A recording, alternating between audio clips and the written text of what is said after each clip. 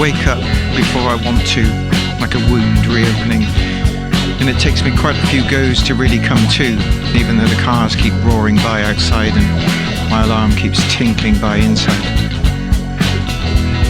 Never have been good at waking up, no matter what the day had in store. I've let the tea Kay brought me go cold because the second I open my eyes I'll feel lost in the real world. Is that the doorbell? I panic, thinking I'm going to have to talk to someone while I'm still not dressed, and that makes me cross with myself for not getting up sooner. I wish I could live in my dreams. There's got to be some toothpaste left in this tube, so I fold it and squeeze some more and try again, spill a bit down my front. I find one sock, but the other one that matches it is nowhere to be found. Not that it matters, but I open a drawer I haven't looked at in ages, and my old school reports, tatty with time, confront me. Judgments carried through life. He's a small boy who does not carry much weight, but is willing. Old exam papers too. I've written something in the margin on that one, but I can't read my own writing now. I open the curtains and it's lighter than I expected. Is it too early to put the heating on? I need another wee. Catch sight of myself in the mirror. There's hair growing in my ears and my skin's going saggy. But I'm still 6 inside. Stephen is a very conscientious child. He needs plenty of praise because he takes his work so seriously that his standard, although good, can become a worry to him. Kay shouts up that she couldn't hear what I was saying earlier because the washing machine was on. She's sorry. I shout back that I didn't say anything. She says, "What?" And then she says sorry again. Last week I had to leave the house really early before she woke up, so I left a note on her pillow saying I loved her. But now I think if I don't do it next time, she'll think I've gone off her. Anyway, we say goodbye and it's time to get to work.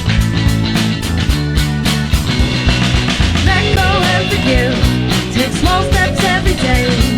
Stop to smell the roses and make the time to play. Love's the only treasure. Do the next right thing. Look into the sunlight and let the pressure in. He works steadily, but actual achievement is a little disappointing. I open my laptop, try to log on. I have to ask for the password to be reset for about the 3rd time this week. Then I check my other email address just in case the password's gone there, knowing full well I'm just trying to cheat time. Like when I used to wait for a bus as a kid and always counted down from 15 to make it arrive. Is it this weekend the clocks go back or the next one? I go downstairs, pluck some mouldy blue-green dots off a slice of bread, pop it in the toaster and come back upstairs. Once or twice the bus arrived bang on countdown. Coincidence or destiny? The keynote of this report is his unwillingness to adopt a wholehearted attitude towards his activities. I'm still getting adverts for something I looked at once last summer, even though I didn't really want it then and I don't want it anymore. Google knows more about me than my mum ever did. And then she had trouble recognising when I changed too. Those were the days before search histories, of course. Is it better when the clocks go back or forward? I quickly grab yesterday's underpants from the floor and start waving them wildly at the smoke alarm, with the beeping blanking out my curses. Burnt toast. Again. I wish they'd had the internet when I was a kid. I make a new piece of toast but forget and it gets cold, and then I eat it all the same when I realise. And I let my new cup of tea get cold too, but I drink it up as well. Then I make another one straight away to catch up. And then I read about football for far too long and get angry with myself for wasting the day again. I pop the kettle on and wonder how long that mountain of soggy tea bags goes back. Looks like a week or more. It's probably this morning. Let go and forgive. Take small steps every day. Stop to smell the roses and make the time to play. Love's the only treasure. Do the next right thing. Look into the sunlight and let the pressure in. I am concerned by the impression given that he is only just keeping his head above water and that his desire to swim to safety has not yet been killed.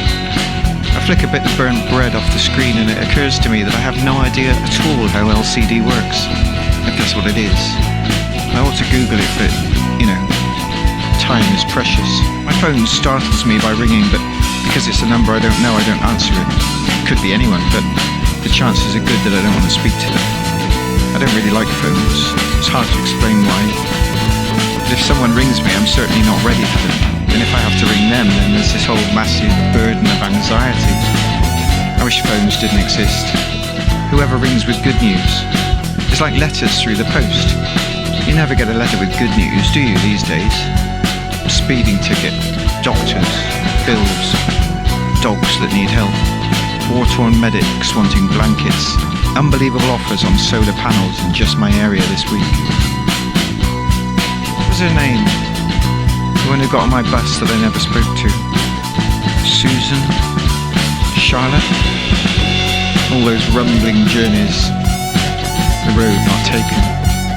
The stops not stopped at. I go back to my emails. It takes forever to load and I feel like I'm being punished for all my mean thoughts. By God, via broadband, I suppose. Assuming God still has power over big tech companies, which seems unlikely, come to think of it. Much more likely the other way around. But you can't not have a phone, can you? If I can't be myself, who can I be? That's what Marilyn Monroe said.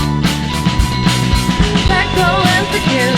Take small steps every day. Stop to smell the roses and make the time to play. Love's the only treasure. Do the next right thing. Look into the sunlight and let the pressure in. I need to forgive myself. I need to forgive everyone. That was my New Year's resolution. That and be healthier. But I keep forgetting. Oh, the internet is playing up again. I wish I had £1 for every time I've said to Kay that the internet is playing up again. I wish I had £1 for every time I've said to Kay, I wish I had £1. The phone rings again. The same number. I figure they'll leave a message if it's important. My allergies are bad today and I haven't even been outside. Maybe that's why my knees hurt. Too much sitting still. So I jump up and knock my new hot mug of tea all over the carpet. I mop it up with a tea towel, the one we got on holiday in Cornwall. I'll have to go in the washing now. The same number rings again. That's the third time. What if it's an emergency? So I answer it, coughing because the kitchen's still a bit smoky from the toast. A young woman says she's calling because they've heard that I was involved in an accident that was my fault. I said no, not me. And she rings straight off. That tea towel's not the only thing that needs to go in the wash. I got toothpaste on my t-shirt earlier. And even though I put this jumper on clean this morning, I've already got peanut butter on it. I wanted to be the one to ring off. It doesn't seem fair. No one should have a job they don't feel good about. How different the world might be then, eh? I really ought to go outside for a bit, but it looks so grey and cold. We went to another Cornish place, you know, and they had the exact same tea towel design, but with a different harbour name in the corner. Made in China, probably. There's another crack appears in the ceiling. I wish the internet had never been invented. I'd have been outside, cycling or something. Probably. Let go and forgive. Take small steps every day. Stop to smell the roses and make the time to play. Love's the only treasure. Do the next right thing. Look into the sunlight and let the pressure in. He was lively, likeable, but still lacks confidence. I notice the sun is coming through the clouds, lighting them up with a holy glow. So I take a few pictures that I already know will be blurry, because my camera can't cope with faraway droplets floating in the sky. And I take 1 or 2 shots that focus on the smudges on the window instead. I remember not being invited to my best friend's birthday party when I was maybe 9 or 10. He'd been to mine the month before. I remember that like it happened this morning. And then it strikes me, I haven't even had peanut butter today. I probably always confuse myself. I know I confuse disappointment with regret, but just because it didn't happen like I wanted doesn't necessarily mean I could have done better, does it? I know that to be happy you have to live in the world as it is, not as you'd like it to be. But, well, what would be the point in that? Is that brown spot on my hand getting bigger? I don't think I ever really recovered from school, or from work, or from anyone I ever met. To be fair, just because things didn't always turn out the way I planned doesn't mean it wasn't all for the best in the end. That's quite often been the way. It's quite a comforting revelation. I'll forget it tomorrow. No one ever looks at the ceiling, do they? That crack doesn't matter. I wonder if my knees will always hurt now I'm getting older, or whether I'll get a second wind. I make the blood pump in my ear by poking it. Why can't I learn to leave it alone? I think in the end it turned out I'd forgotten my wallet anyway.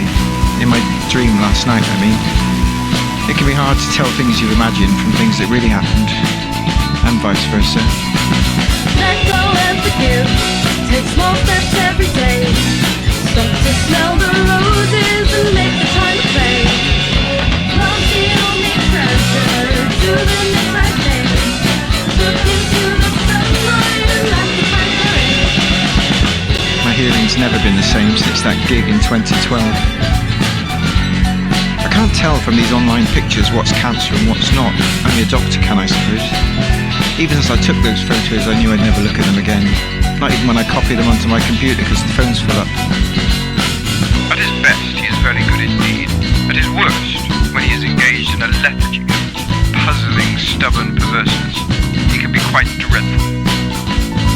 I noticed that the Hoover has small cobwebs on it, which seems ironic.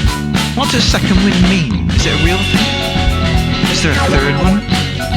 I want to look it up, but I'm not the kind of man that wastes time, so instead I finally pluck up the courage to make the call I've been putting off all day. I let it ring twice, then ring off quickly, because I didn't really want to talk to them, but I felt obliged to try. I know it's bad, but I'm going to take it. I remembered to drink my tea when it's still warm, and that reminds me of the time when Kay said she was so busy saving the world she forgot the hot chocolate. She was playing a computer game, of course. That was cute. Typical Kay. She probably was saving the world, like she does in her own small way every day. Like the best people do. Let go and forgive. Take small steps every day. Stop to smell the roses and make the time play. Love's the only treasure. Do the next right thing. Look into the sunlight and let the bright air in. The problem is the muddle and the mess between this world and those objects, those things and these moods, that concrete and these feelings, the inside and the outside, the cartoon and the keepsakes, those bananas and that guilt, that toothbrush, that sigh, those subtitles, that bruise, those tires, meningitis, airports, aches and pains, appointments, shoes, woodlice, wild things and salt, blood and blurry and greedy and innocent and sorry and bored and tomorrow and funny and carrots, and that bomb and those forgotten, that recipe and those worries, that ticket and those chimneys and sweat and swear and sleep and itch and talk and drink and buy and drive and breathe and hurt and sit and sleep and bleed and try and wish and candles and forgetting and cream and cracks and camera and birthday and those weddings and those wheeze, those tissues and that weather, genocide and genetics and generally or sometimes that pillowcase and those debts and those germs and that sadness, that dust and those church bells and hating and yourself and painting and broccoli and rhymes and clouds, prosthetics, excuses, synonyms, drains, ambitions, lessons and socks, balloons and bones and fuses and runner beans, cat food, contraception, cuddles, immigration, incarceration, futility, flies and pensions and hope, privacy, a trophy, a promise and blankets, adverts, hello, morning, seabirds, sorry, ulcers, worries and a mask, a sneeze, a straw and diseases, repeat, a debit card, a dinosaurs, a flush, a cake, underpants, lyrics, a news conference, a graveyard, tankers, a conviction, convictions, road signs, noises, a mouse, quiet, fingernail, dirt, a bark, cues, a scar, sleep, homophobia, a bookmark, prayer mat, a tear, an engine, pollen, parking spaces, hay, hosepipes, a spade, a dead mouse, space, war, plastic, laughter, teeth, a funeral, a nappy, happy, hopeless, needles, silence, gates, puddles, diseases, slugs, streams, shyness. His rather diffident approach makes for slow progress.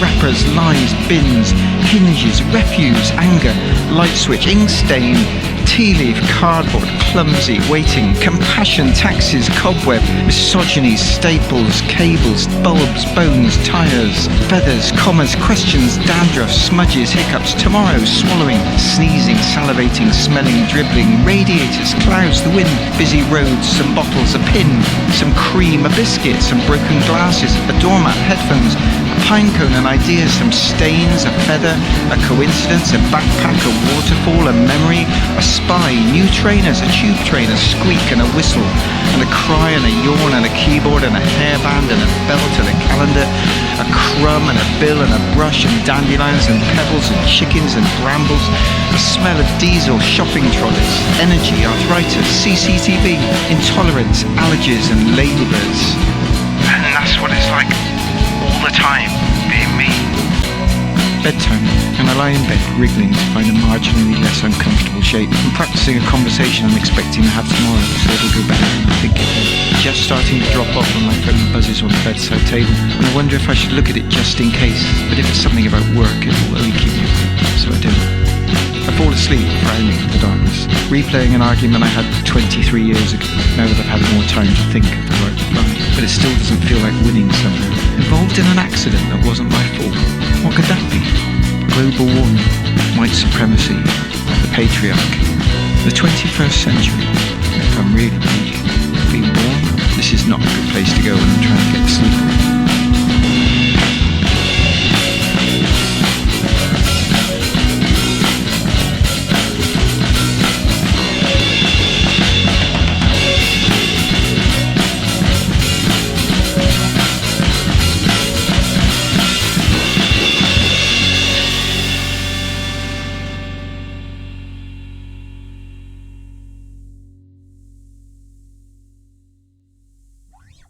But then I have a really great day.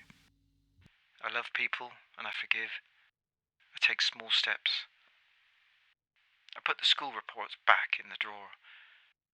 And it's a wonderful world. There are toast crumbs under the pillow.